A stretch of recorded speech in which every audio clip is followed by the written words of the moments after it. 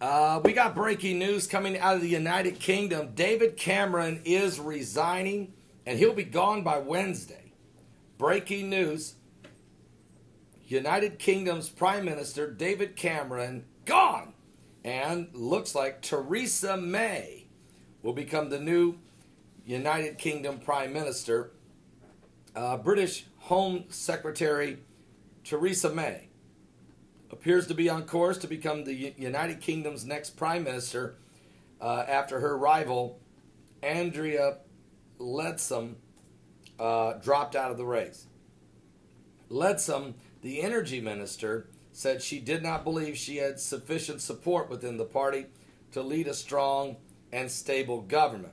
Lawmakers from the party last week chose May and Leadsom as the final two candidates to succeed Prime Minister David Cameron, who announced his resignation after the United Kingdom voted to leave the European Union in that referendum on June 23rd.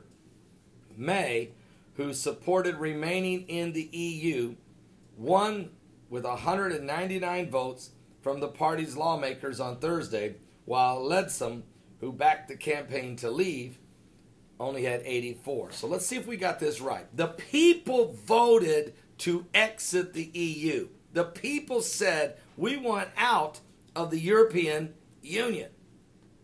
Yet, the lawmakers have to choose who takes over for David Cameron. Did they pick somebody from the people who wanted to leave? No. They picked somebody who still wanted to stay.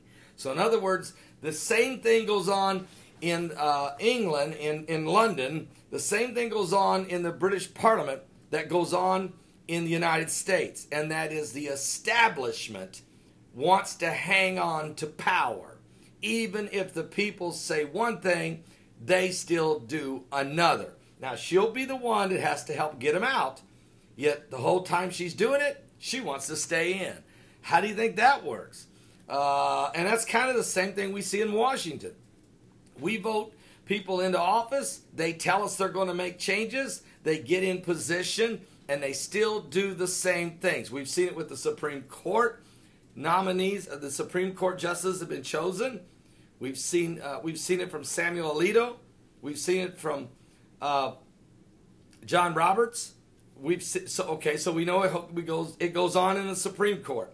Number two, we've seen it with Paul Ryan. We see it all the time, even with the Republican-controlled Congress. They still vote for the things that the Democrats want done. It's because there's too many insiders. There's too many in the establishment is why the people can't get the real big things done, because the establishment, the Illuminati, is sitting on both sides of the aisle in Washington, controlling our government. Same thing in the British Parliament in the UK. So big news. David Cameron's going to be gone by Wednesday, and Theresa May will be the new Prime Minister of the United Kingdom very shortly. We'll continue to tell you more, because in Jerusalem, something big's about to happen in the morning at 8:30 a.m. Jerusalem time.